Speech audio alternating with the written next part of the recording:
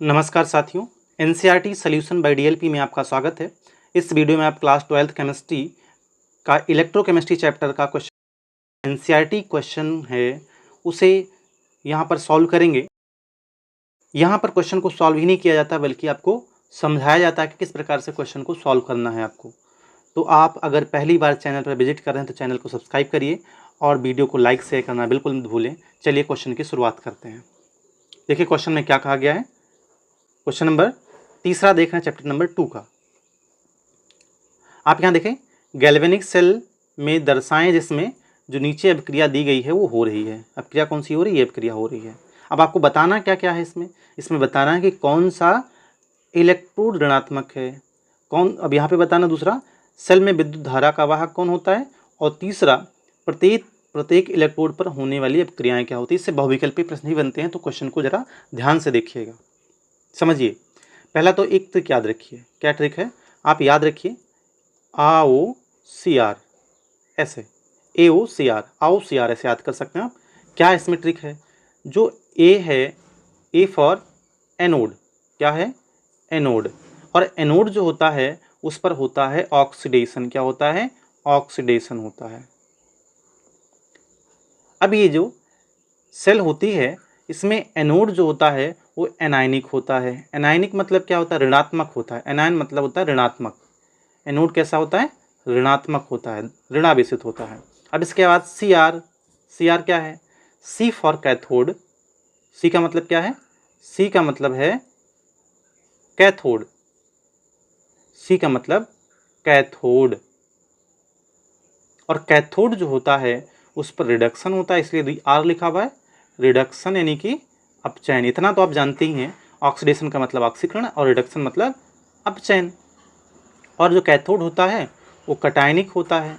C से मिल रही ना है, कटायनिक होता है यानी कि प्लस चार्ज वाला होता है। तो यहाँ से बहुत सारे आंसर आपको वैसे ही पता चल गए होंगे। क्या है कि जो कौन सा इलेक्ट्रोड ऋणावेशित है, ऋणात्मक बताना है आपको। ऋणावेशित कौन सा आप खुद ही बता सकते हो। कौन ऋणावेशित होगा? एनोड जो होगा वो ऋणावेशित होगा। इन जो एनोड है वो ऋणावेशित होगा। इसके अलावा अगला बताना है कि विद्युत धारा का वाहक कौन होगा।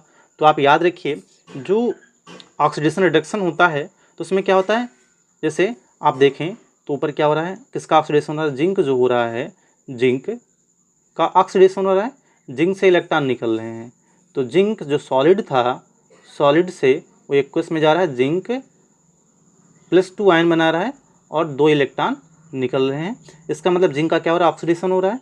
तो यहाँ पर आयन बना और इलेक्ट्रॉन बना, तो विद्युत धारा का वाहक यहाँ पर आयन और इलेक्ट्रॉन होते हैं। कौन होते हैं? आयन और इलेक्ट्रॉन होते हैं। इसके बाद बताना प्रत्येक इलेक्ट्रोड पर होने वाली अभिक्रिया क्या है। तो हमने बताया एनोड पर ऑक्सीडेशन होता है, इसका मतलब जिंक जो है वो एनोड पर ऑक्सीडाइज होगा। फिर कैथोड पर क्या होगा? कैथोड पर दूसरा जो सिल्वर है, सिल्वर का क्या हो रहा है? जो Ag है, Ag+2 आयन जो है, Ag+1 आयन है। Ag+1 आयन जो है वो क्या हो रहा है? इलेक्ट्रॉन ले करके, अब यहाँ पे 2 सिल्वर आएंगे और 2 सिल्वर जो जिंक से 2 इलेक्ट्रॉन निकले हैं वो एक्सेप्ट करेंगे और बन जाएंगे Ag सॉलिड स्टेट में, है ना। तो ये क्या हो रहा है यहाँ पर? ये कैथोड पर हो रहा है रिडक्शन। तो हमने पहले ही बता दिया है, एनोड पर होता है ऑक्सीडेशन, कैथोड पर होता है रिडक्शन। तो आपका ये ट्रिक है AOCR, एनोड पर ऑक्सीडेशन, एनायनिक, कैथोड पर रिडक्शन और कटायनिक। इस प्रकार से आप याद रख सकते हैं। यहाँ पे खुद से देख सकते हैं कि जो सेल दिया गया है, बनाया गया है, इस सेल में क्या है? जिंक जो है, जिंक क्या हो रहा है?